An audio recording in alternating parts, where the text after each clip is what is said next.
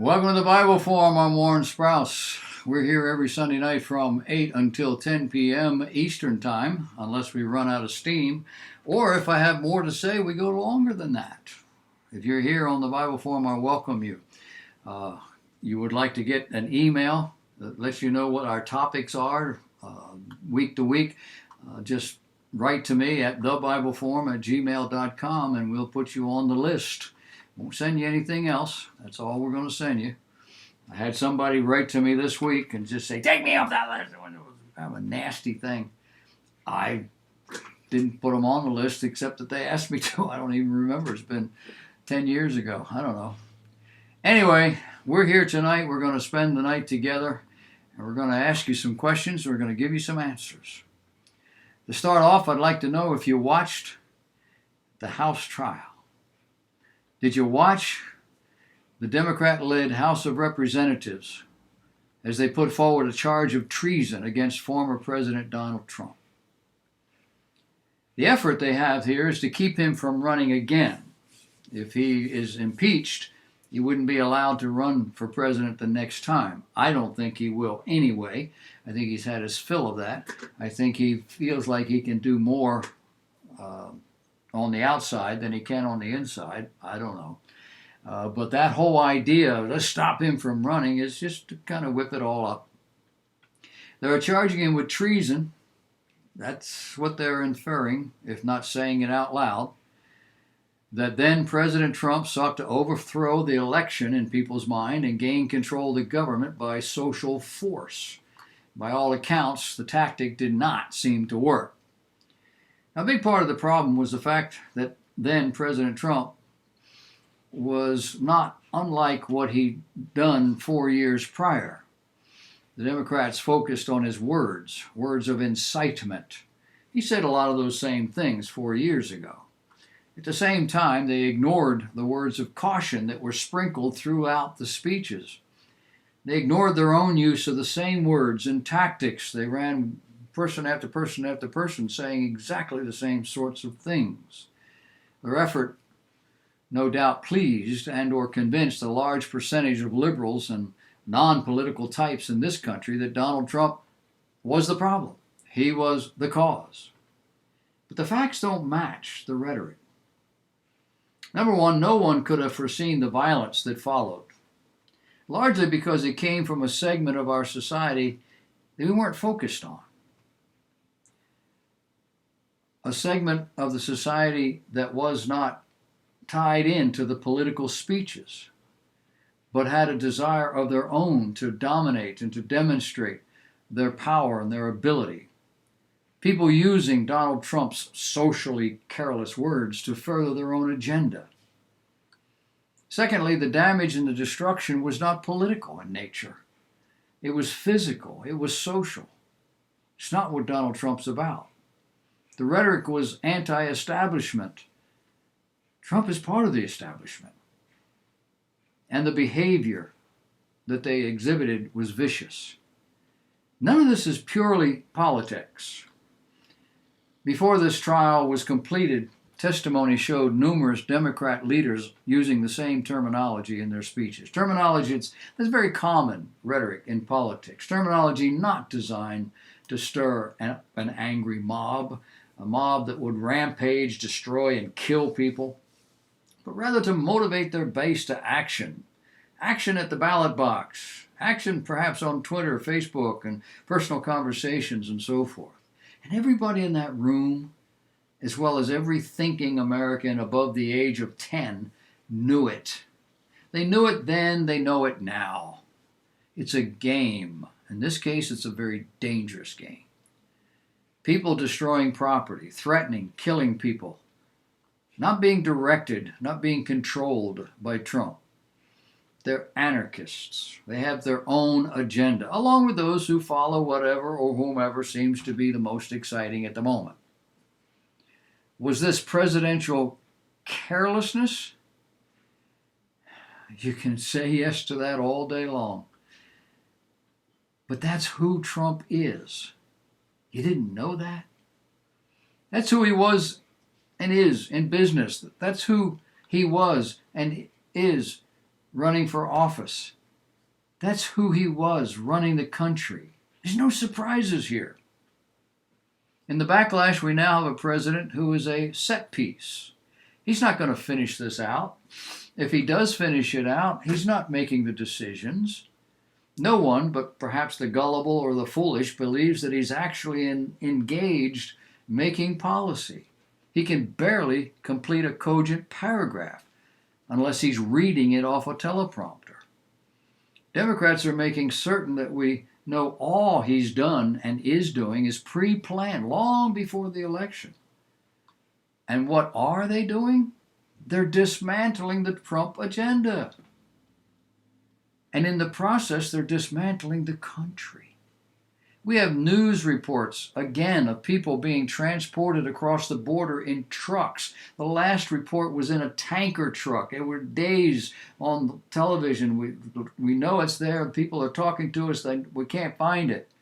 And people were dying, and they have in other trucks as well. I think they finally, as of yesterday, had found that tanker. I'm not sure.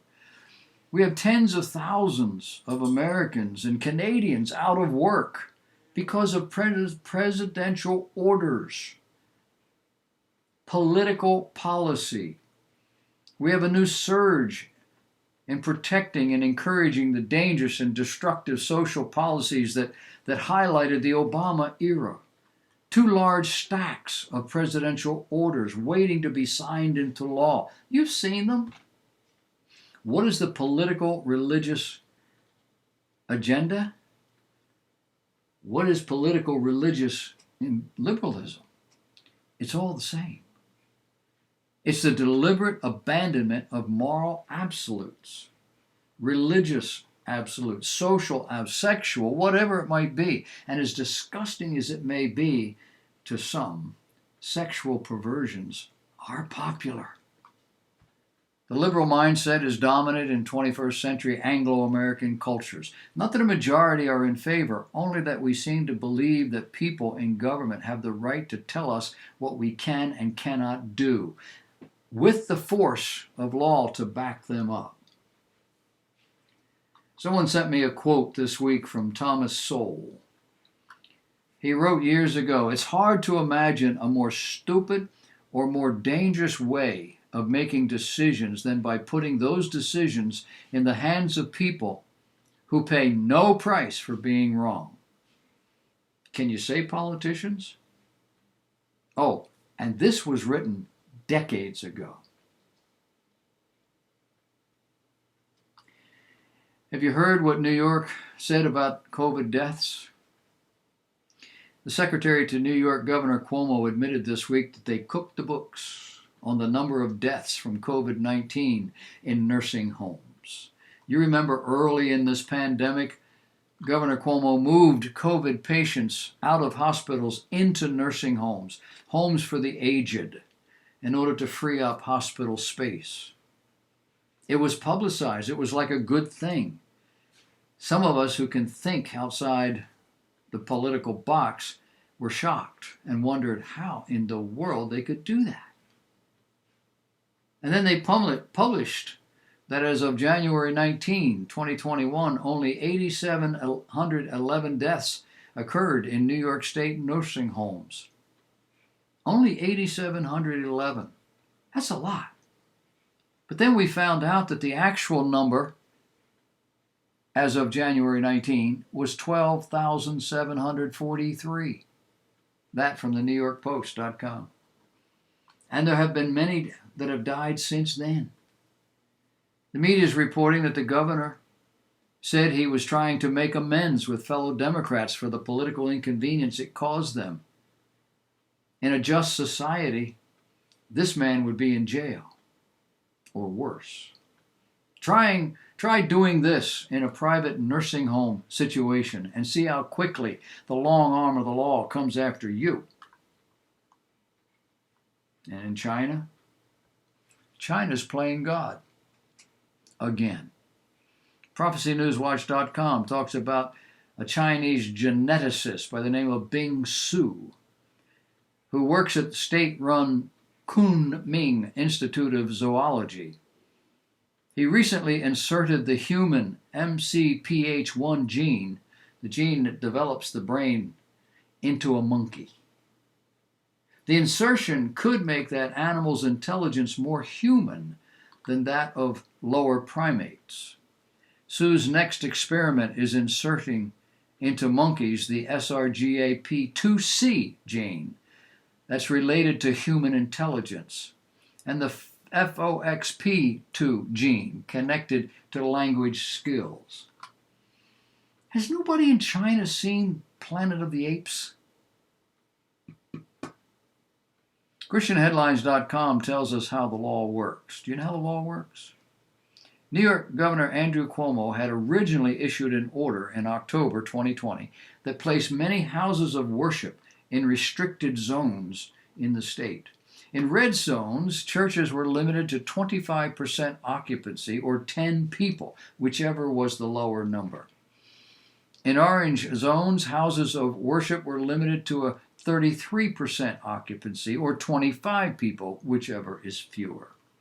In response to the order, Agudath Israel of America and the Roman Catholic Diocese of Brooklyn filed lawsuits, saying the rules violated their First Amendment rights. In November, the U.S. Supreme Court voted to grant a temporary court order on enforcement of the limitations.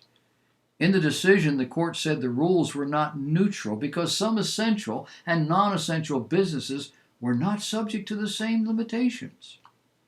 The case was then sent back to Matsumoto. Matsumoto said the state, quote, agreed to an injunction against enforcement of the 25% and 33% capacity limits in red and orange zones. She added that the state had not presented additional evidence in support of the restrictions. Eric Rosbach, Vice President, Senior Counsel of the Becket Fund for Religious Liberty, which represented churches in this lawsuit, said the restrictions came from politics, not from public health. The court order, he says, is good news for the synagogues, churches, and other houses of worship in New York. Then U.S. District Judge Kiyu Matsumoto, who had previously rejected the case, reversed her decision and granted the permanent injunction, the Christian Post reports. Now keep in mind, this is the same governor who placed COVID patients in nursing homes to relieve his hospitals of overcrowding. In a perfect world, this man would go to jail. Again, in ChristianHeadlines.com, we find there are Senate Democrats who a week ago, this past Thursday, defeated an amendment that would have allowed for criminal and civil penalties for doctors who fail to provide health care for a baby who survives an abortion. Needing 60 votes to be placed in the budget resolution, the amendment by Senator Sass, a Republican from Nebraska, received 52 votes. A total of 48 senators, all Democrats, opposed the amendment. The amendment would have required that doctors give a baby who survives an abortion the same health care as any other baby that age. Specifically, the amendment would have allowed for the creation of criminal and civil penalties for providers who fail to exercise the same degree of care for babies who survive an abortion or attempted abortion as would be provided to another child born at the same gestational period. Senator Sass, in a brief speech on the Senate floor, presented it as a bipartisan amendment. In the end, though, it received support from only 2 Democrats, Senator Joe Manchin of West Virginia and Bob Casey of Pennsylvania. Wouldn't be surprised if these men stopped being Democrats at some point. All 50 Republicans voted in favor. The Susan B. Anthony List people said in a tweet, requiring medical care for newborn infants shouldn't be up for debate. If you can't even vote to protect born alive infants, you have no business claiming you value unity or justice. Democrats are called the party of death for a reason. Over in California, the U.S. Supreme Court delivered a major religious liberty victory to California churches over the weekend, ending California's outright ban on indoor worship during this pandemic, but allowing the state to limit attendance to 25% capacity in some areas. The justices made two 6-3 decisions late on Friday, issuing an injunction against California Governor Gavin Newsom, prohibiting his administration from enforcing its total ban on indoor worship. The lawsuits were brought by two churches, South Bay United Pentecostal Church and Harvest Rock Church, although the ruling impacts all houses of worship in the state. Following the orders, Newsom's office on Saturday revamped its restrictions to limit churches in areas of major outbreaks to 25% capacity. That amounts to 25 people in a church that would seat 100. And there are married couples and family members who sit closer together. Here's a room that could accommodate twice that number, even without the family connections, and still not violate the 6-foot standard. You getting the picture? A church with 24 pews, 12 on each side, would accommodate 40 to 50 people, all separated by 6 feet, except the families that sit together. And that's a conservative estimate. Larger churches would have hundreds safely. Walmart does every day. Congress does every day. Churches in areas with only moderate or minor outbreaks are limited to 50%, according to the Associated Press. And as one hand was giving, the other was taking. The court upheld the state's ban on indoor singing and chanting, yet left open the possibility it could be challenged in court later. Barrett, in a concurring opinion joined by Kavanaugh, wrote that it remained unclear whether the ban on singing applies across the board to churches and everybody else. If it's discovered that churches are being singled out, she wrote, then the regulation cannot be viewed as neutral and can be challenged. 3 justices, Justice Thomas, Justice Alito, and Justice Gorsuch, would have granted the church's request in full and overturned the restrictions on singing. Townhall.com. The United States has initiated the process to terminate what is called the Asylum Cooperative Agreements. That's with the governments of El Salvador, Guatemala, and Honduras.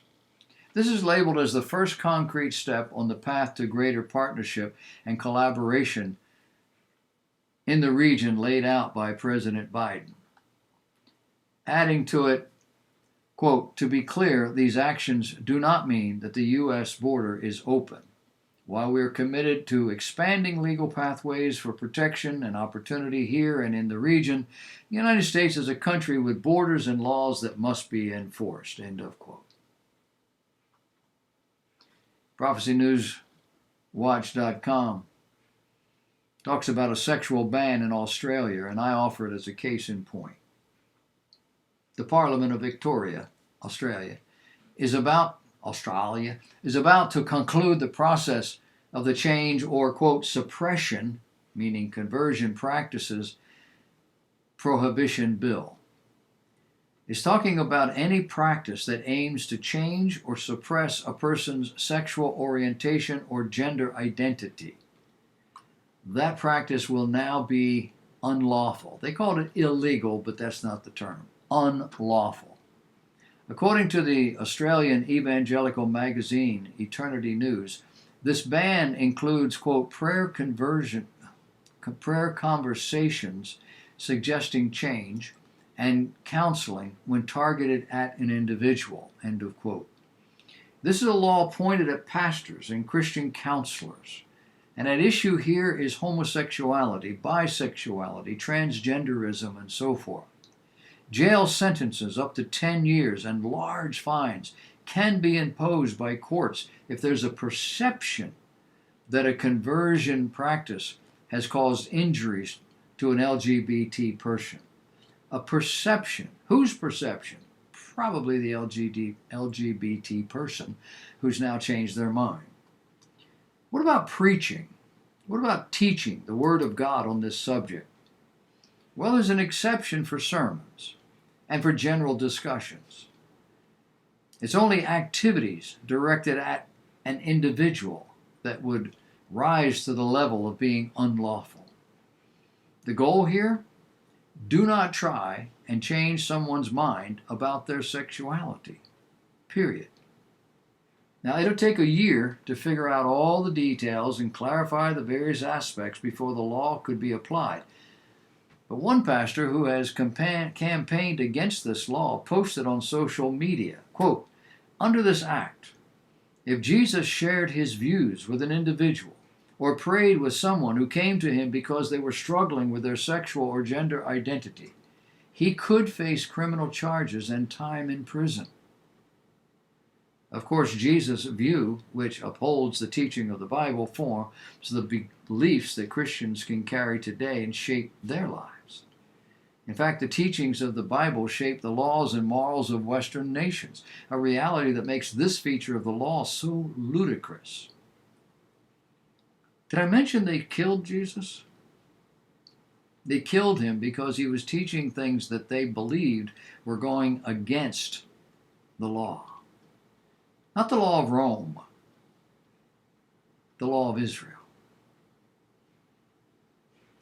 As an aside, perhaps a postscript, the theologically liberal and oxymoron LBGT-friendly churches have supported the new law and asked that other Australian states follow the same example of Victoria by passing similar laws.